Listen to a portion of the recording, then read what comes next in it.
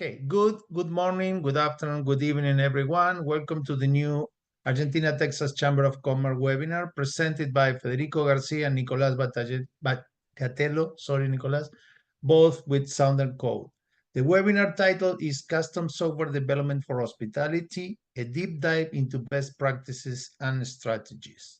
I'm Rodolfo Viola, Argentina-Texas Chamber of Commerce Director, your host and moderator for this webinar session. Thank you for joining us today. Before we start, let me take a moment to introduce ourselves and give you a brief overview of who we are and what we do. The Argentina-Texas Chamber of Commerce is an independent, non-profit, voluntary membership association founded in 2016 to promote investment, trade, education, and networking between Argentina and Texas. The Chamber is dedicated to build a strong economic bond between Argentina and Texas. In this webinar, we will explore the power of custom software development. In hospitality, exceptional guest experience are crucial, but off-the-shelf solutions can hinder innovation. During this session, you will be checking the behind the scenes of a project with a global accommodations provider.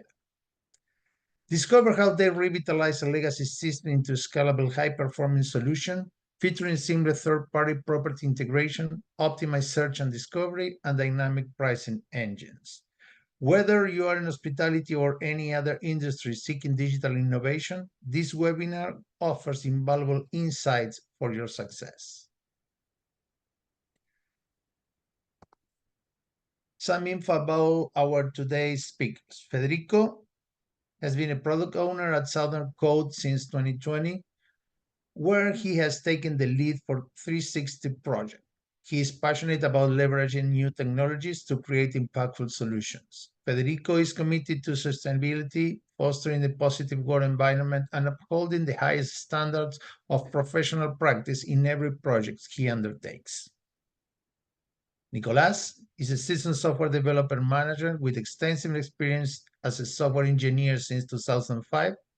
Since 2021, he has led teams in Southern Cone, leveraging his global perspective gained from living in multiple countries and working in the US-based companies.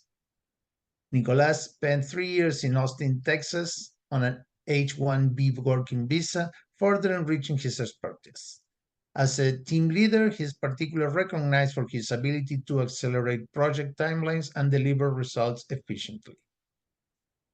Finally, we would like to thank our corporate members for their continued support of the Chamber. They are Pan American Energy, a gold member, Duralite, Global, and PCR, silver members, as well as AESA, Marlboro Farm Mineral, Mayer Brown, ProShale, Q Advanced, CAPEX, and Dell Technologies that are bronze members. Just let us clarify that our webinars are recorded and uploaded onto YouTube channel from the Argentina-Texas Chamber of Commerce. And finally, a brief overview of the webinar series. Federico and Nicolas will present his talk without interruptions. We kindly request you pop up your questions in the Q&A chat, and we will just be reading them to Federico and Nicolas once the webinar is finishing. All right, Federico, Nicolas, let's begin.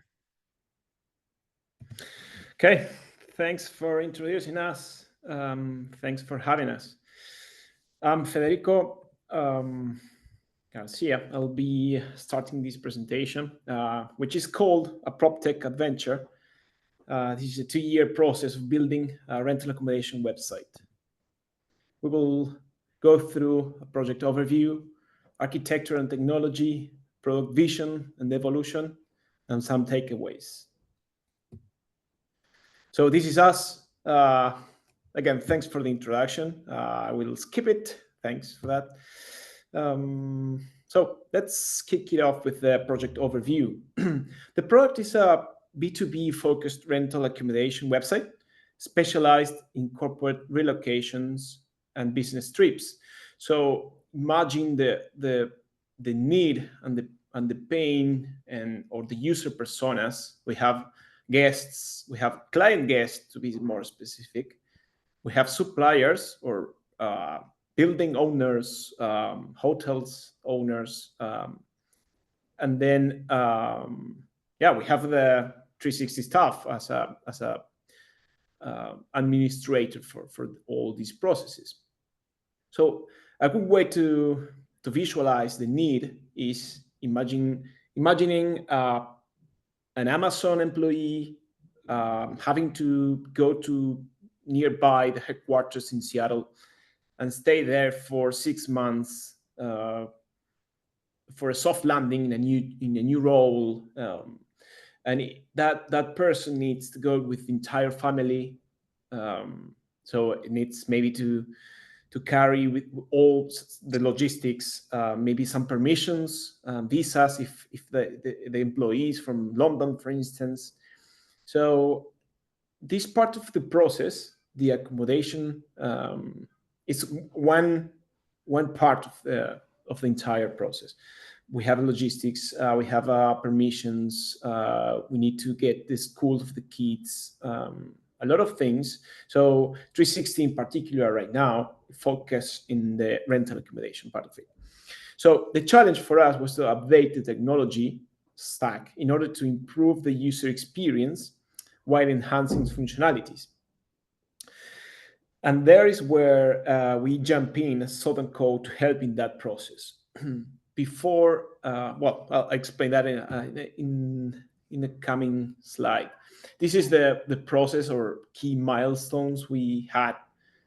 We kicked off June 2021, and some steps in the middle until we had the website B2B ready for these clients like Amazon or Microsoft to use it in March 2023.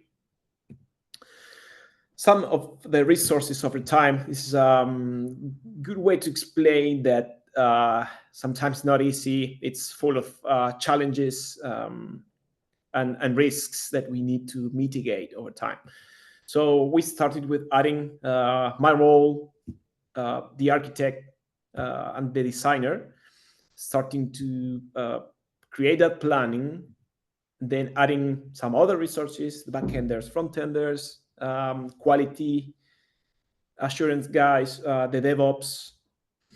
And over time, those resources can go up and down depending on external factors like economy issues, also some technology advancements that might change the resources we need. And then we as a company and ourselves as a tech partner, we reached a point in this product where we consider the product to be mature enough. So that gives the floor for this next slide where I want to explain some key aspects of prioritization and investment over time. So we the client, the owners, all the stakeholders, with this as an investment, capital expansion expenses. When the website is being used, we start dedicating more of those resources for operational expenses, maintenance, and less for capital expansions. There are still some new features, so that's why we still are investing on that. But yeah, at that very same moment, we face new users and new clients using the platform. That means increasing sales, and due to the automations and features I'll showcase in a bit, we were able to reduce costs, which at the same time allows us to continue with the project as well. So it's really important to deliver first what maximizes the return of investments in these projects, in any endeavor. So some basic premises we had: legacy compatibility with previous systems. In this case, it was a Microsoft Dynamic ERP integration. We still have it. It's fundamental, but not the front-end part of it, not the CRM, the customer relationship management platform. The idea was to update that. So then we have some automations to be done. So we had an intuitive self-service processes. and the idea of creating a desktop first, but maintain mobile functionalities at the very same time. In the image, you can see how it looked like and how it is right now. So some of the 360 services, we have some basic common features among the other industry, the competitors. So we have the owners to be able to listing their accommodations. Then in the guest flow or the client flow, the ability to filter, find, and interact with the map. Then we have the checkout as a key process on this, where both parts sign a contract.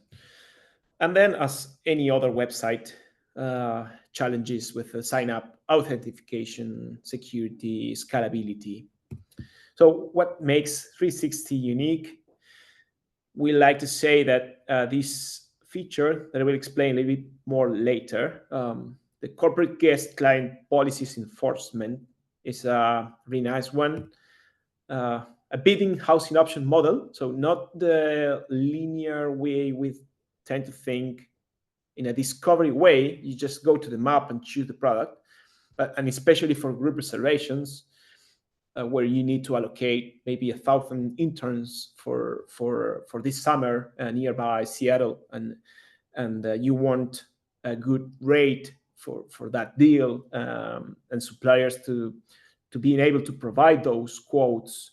So that bid model, it's something that we are really proud of as a key feature that 360 has. So what is this client policies enforcement? Imagine you're a user, you want to find a place to stay in a month in New York. So we have this rule enforcer because you are, for instance, an Amazon employee or a Microsoft employee, and they say that if you stay more than 20 days, you need to avoid hotels.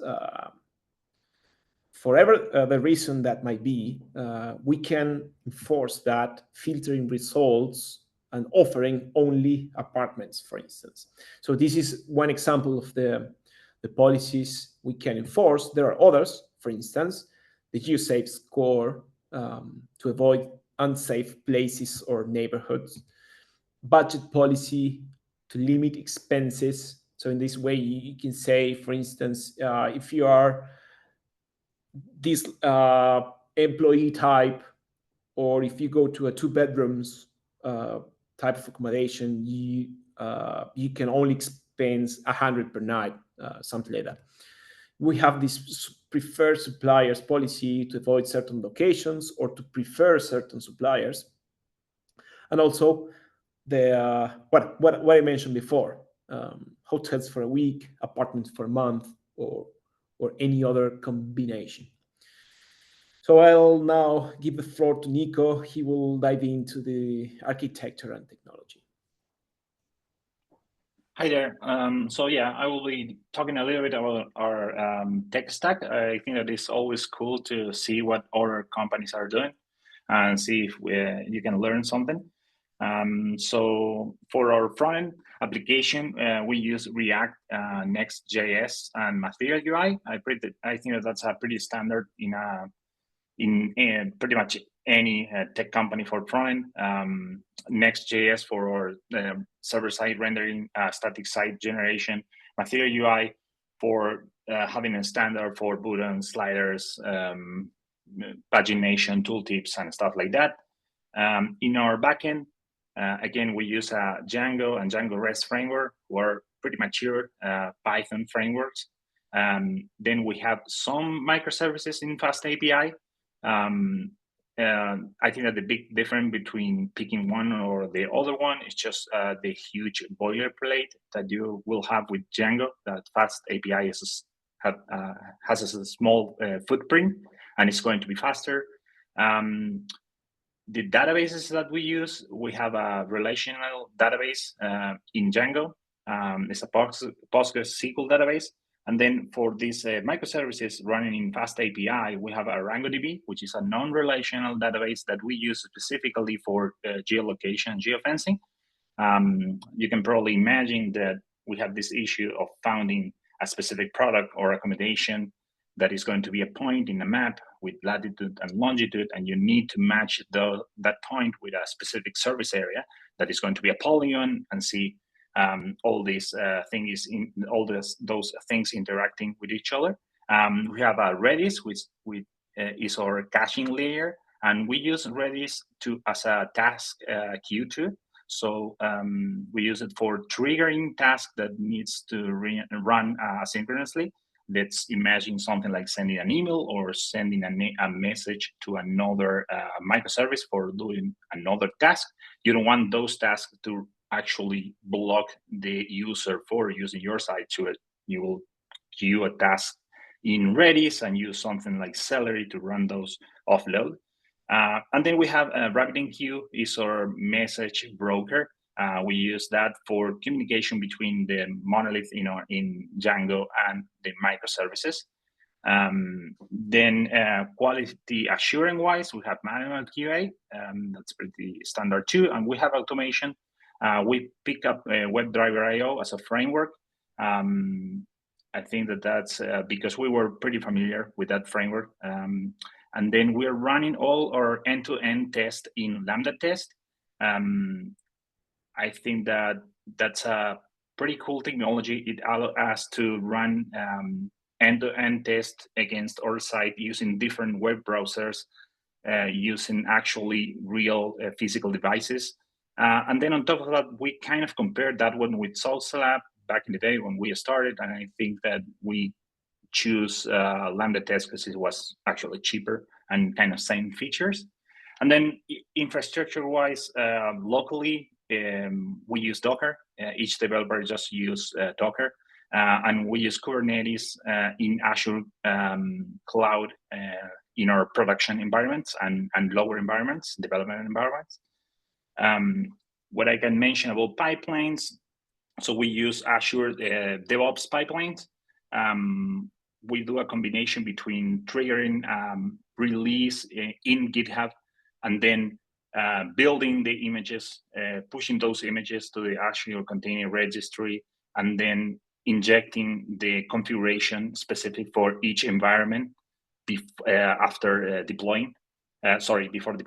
That allows us to always ensure that the same code that we are QAing in a lower environment, let's say like staging or integration environment, will be the same code that we are going to finally deploy to production, which is a really good practice. I kind of get ahead of the next one, which is like multiple environments to support our development team and development process.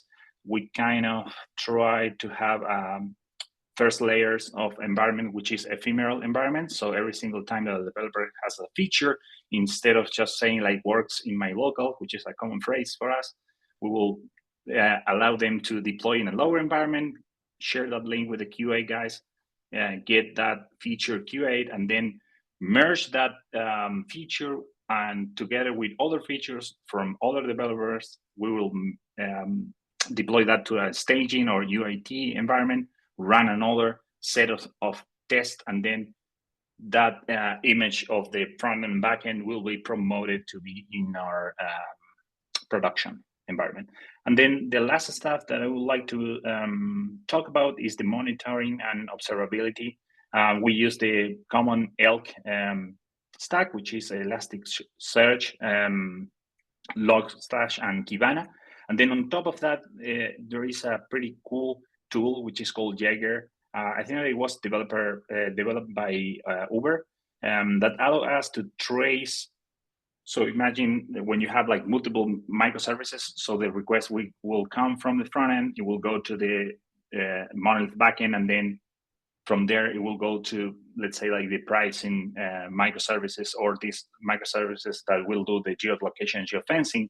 You need a way to trace the whole request, how it goes through your whole stack, to allow you to debug and find errors and know what's going on there. So we use Jaeger for that one. Fede, if you want to go to the next one. Then I would like to share some experience with third-party integrations stuff. I think that there are many integrations that makes your life easier when you're trying to develop a solution, an application. So the first one that I would like to mention is payment gateway with Stripe. I think that that's a critical one. Imagine if you need to handle bank accounts or credit cards from your users in your platform. How risky and critical is that if you have like any leak of that information or hack into your platform? So you can rely on an integration like Stripe, where it will give you like an SDK. It's pretty easy to install in the front end and in the back end. The communication of the let's say like the credit card information will go directly to Stripe, and you will get back a token or a identifier that's the identifier that you can use later to execute that actual payment, but you never store in your local database information like credit card numbers, the owner, the name of the owner of the credit card or the bank account, right? So I think that that's a pretty good one. Then we use Google Places API. So it is hard to try to do the geolocation, geofencing when you have, let's say, like the user is using your front end and it's just punch an address there in plain text. It is hard to actually avoid trying to, or it is hard to find the place, actually, the latitude and the longitude, when a user can like mistype something or stuff like that. So it is pretty cool to use the Google API SDK. It will sit on your front end and in your back end. In the front end, it will give you the opportunity to autocomplete. So you punch your address and you can fix your search there, and you can send to the back and unique identifier for that specific address. So that's another solution that we implemented.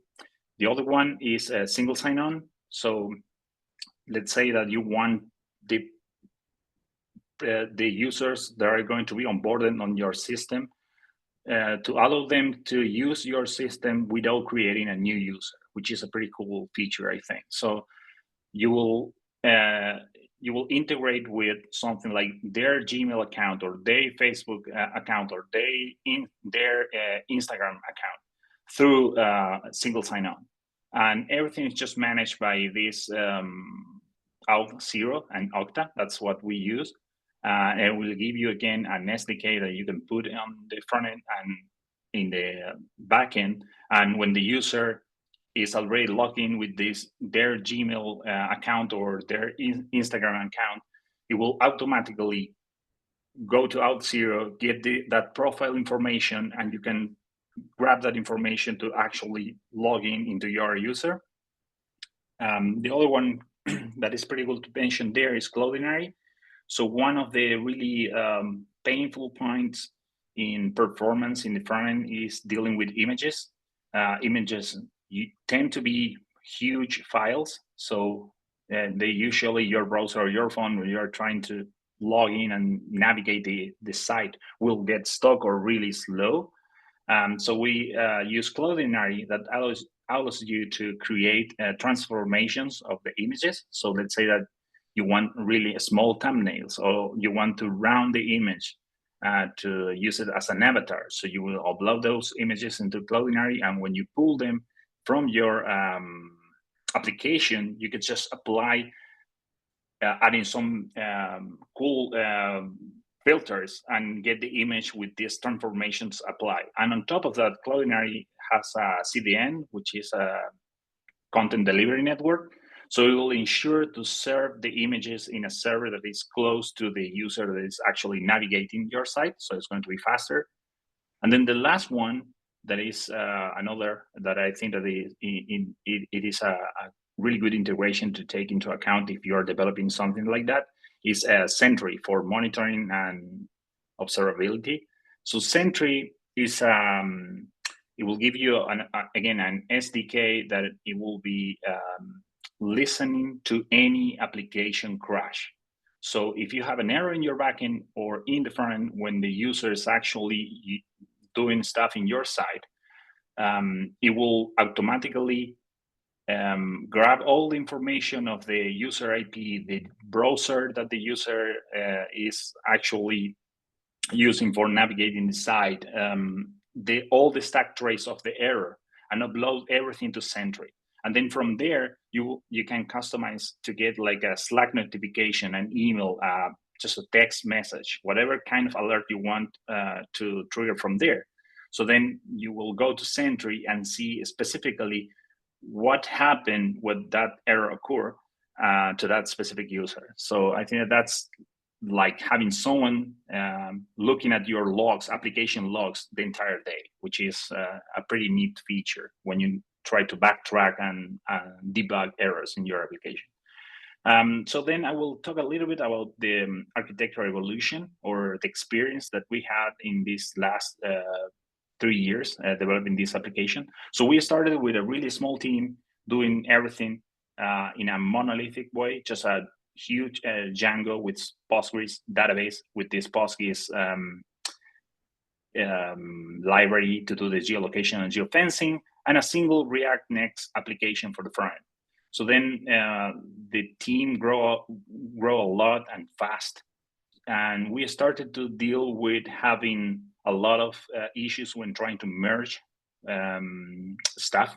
And then, so we figured out that the best way to deal with that was like started to break the whole architecture, front end and back end, in smaller pieces. So you will have like people, teams of people specialized in some small part of your system. So we separated the front end in distributed apps, and every single app in a different repository. And then use like Next.js multi-zones to kind of match when you were navigating through the whole application to what application actually of the front end you were rendering there.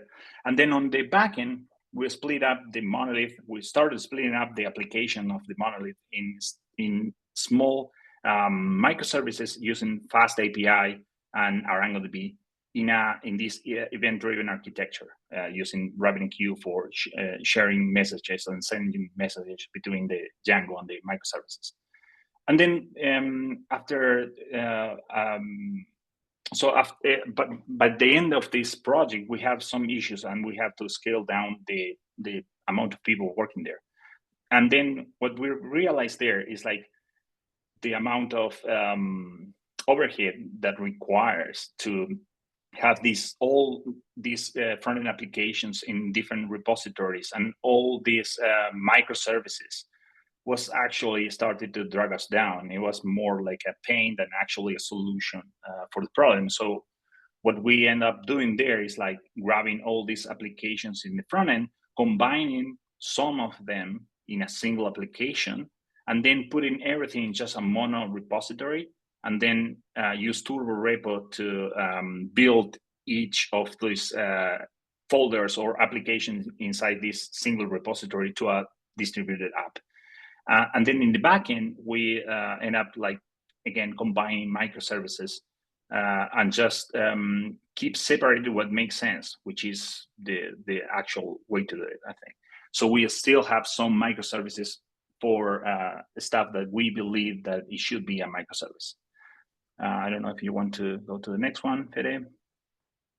So what are the takeaways from this whole journey of huge monolith, splitting everything, going back to just put together or combine what makes sense? So I think that one pro is the scalability. We have a pretty neat example, which is the pricing engine. It's this microservice that only that we use only for calculating the breakdown of the price for your whole study. If you're going to stay in an apartment, like getting the whole breakdown, calculating taxes, applying discounts, and all the complexity of the business. It's a heavy load. It's a task that takes a lot of work to do. So what we did there is like spin up multiple instances of that pricing engine, and then every single time that we needed to grab like 1,000 products and calculate the price if you want to stay for a certain day-to-day range, right? Just spin up a bunch of those microservices, and then you have the opportunity to go with that request and ask a different of this pricing engine for each product that you're trying to calculate the final price. That will speed up your site a lot. So scalability is one pro. The other one is the tech stack flexibility, because let's say that when we started, we only have the Django REST framework as a monolith with this Postgres SQL database. And then we can mix and match between each of these microservices could use a different tech stack. You're not attached to use Django Python for everything. In our case, we're using Fast API with a ArangoDB, a non-relational for each of these microservices, and everything works as expected. And if you want, let's say that you want to end up using a different framework that is faster, it's just grabbing that little box, change the stack for that specific microservices, and that's it. And then there are some drawbacks or cons of this whole architecture, which is obviously like you have a bigger overhead when you try to start your local environment, because then you need to think about how to mock the stuff that you're not going to develop, or you need to start everything so you can develop like actually working with the whole application in your local environment. The other one is like the logging and monitoring, like just trying to analyze the logs of a single application is not that hard. But then when you have like multiple little applications, these microservices and this front end, and you need to find a trace of something that went wrong, it is pretty hard. So yeah, those are the drawbacks. I don't know if you want to go to the next one, Fede. So I would like to end up my part of the presentation talking about something that is a buzzword right now. So how we use the AI in our day-to-day work. So I think that it is cool to explore now that everything is AI driven, what we are doing with that. So the first one is the easy one, which is like integrating GitHub Copilot to our GitHub repositories and for make it available for all our engineers. That's a pretty straightforward one. Then the next one is we created a GitHub action to do a code review. So when the developer put their pull request with the code changes, we put a GitHub action that it will trigger under a command /review, and it will go to Azure AI Studio. That behind the Azure AI Studio is just OpenAI, and it will grab the diff of your code changes that you actually put in a pull request, go to the AI, OpenAI, try to get recommendation about the stuff that you're doing good and the stuff that you're not going so good, and just come back and put that that response in that specific pull request as a recommendation. Then the developer can choose between paying attention or thinking that it's a good practice or not, but you have the tool there. The other one is another GitHub action that like many of us, like when you're a developer, it is hard to explain in simple human readable version for the non-technical people what you're doing with your code changes. So we apply another action that you can trigger in your pull request, and it will give you a human readable version for non-technical about your pull request and what you're trying to accomplish with those code changes. And then we have two proof of concepts, no in production yet, but I think that are pretty interesting to explore. One is using OpenAI agents for replacing something like the search front end. So imagine that instead of having to fill the form with the date range that you're going to pick for a specific location, how many guests are they going, put the place that you're going, just chat with a bot there, and then the bot will use AI go to our database, grab the products that are suggested as a match between what you want to actually find, and send you or redirect your site or send you the link to just click and go there directly to the properties, right? So I think that it is cool to explore those kind of solutions, because then you can develop faster, because you avoid doing the front end. Everything's just chatting with a bot, and you still accomplish what the site is trying to do, which is like giving you accommodation recommendations, right? And then the other one is more like a infrastructure proof of concept, which is grabbing little snippets of the logs in our application and throwing those snippets to chat an OpenAI agent, and try to use that agent to kind of look for malicious activity in your logs, or maybe errors or things like that. Yeah, I think that's it. Okay. Thanks, Nico. I'm glad that you didn't have technical issues. Otherwise, I would have to explain all that. I'm sure that maybe some more geeks might see this. If you have further questions, you can then contact us or leave the questions in the right now. We can answer them later, or contact Southern Code.es. You can go there, and someone of our team can evacuate some questions you might have. So let's jump into now the product vision. I want to give you an overview, quick overview about some of the possible features and features that we will be working on down the road. So the first one is sustainability, carbon footprint tracking. So allowing companies to track environmental impact. And yeah, so what tools do we have? We could include a calculator, considering factors such as the energy consumed, water usage, waste generation, transportation. Then we can see how this will be linked to IoT. That's another slide, but most of these technologies related. Certifications, so we can promote products that are certified, and highlight and provide these products in the marketplace. The second one is the virtual property tours. We've seen virtual reality, now augmented reality is on the edge. We have these new lenses like Apple Pro or Apple Plus, Apple Pro glasses, and many others to come. You can offer immersive virtual experiences, not only with those products, but there are other tools like 360-degree photography, so you can give the chance the user to be there, to be in the place that they will stay for 6 months, 12 months. It's an important factor in the decision. Matterport technology, they are on the very edge of these, including some plans and measurements tools, not only like Google Street View capabilities, but for a product, being able to measure and to see the floors and the plans.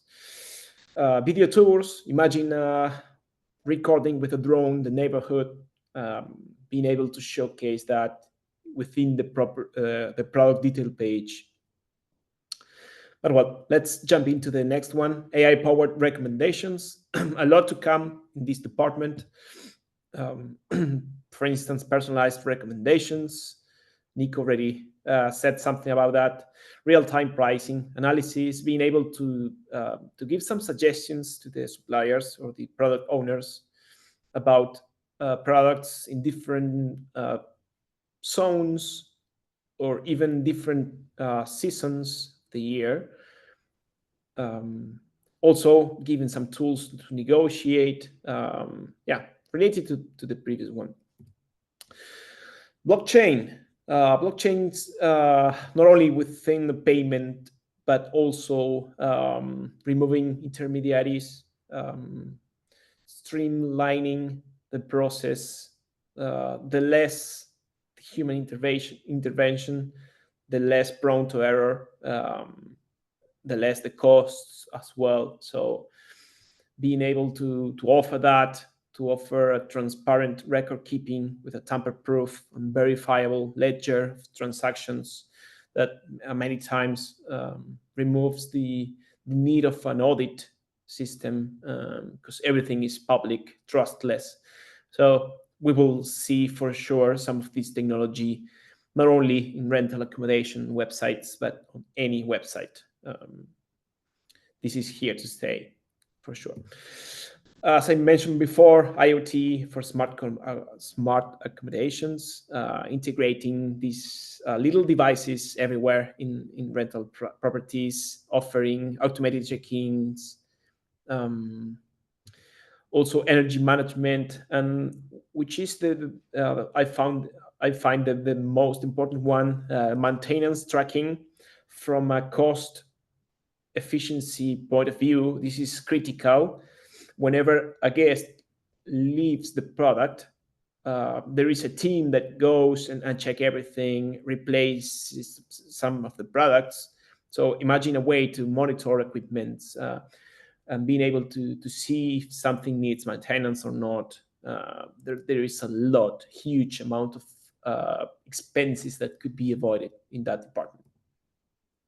So those were some of the things we will be approaching down the road. And now some key takeaways from the project so far. The first one, continuous innovation. B2B rental accommodation industry is constantly evolving. If we don't want to be out of market, this is crucial to be up to date, informed, and yeah. Second one, passion, overcome challenges. We learned that the heart and soul of any successful venture lies in the people behind it. Never forget that on any project, the key is the people. Last but not least, I wanted to give a call to action to everyone here. Partner with 360. You can explore how it can benefit your business. So that's pretty much it for today. The future of travel is not about the destination, but about the journey. That applies to everything in life. Thanks. Okay, great. Thank you, Federico and Nicolas. There was a great explanation from both sides, business and technical. I guess that we can give you a couple of minutes if someone has to get a question. You got a Q&A chat open. If not, here we are. We wait a couple of minutes. But really, thanks a lot for the presentation. Amazing presentation and great product. Thanks. Again, if you have further questions, if you don't want to throw those questions today, you can chat us later. Just go to southerncoast.us, contact us there. For sure. Okay, so we just ran out of time too. Just to close, thank you again for attending this webinar to all of you all. Thanks, Federico and Nicolas, for the amazing presentation, and thanks, Southern Code, for letting you two say that. Thanks, guys. Hope to see you soon again. Thanks, everyone. Bye-bye. Thanks for having us. Bye-bye.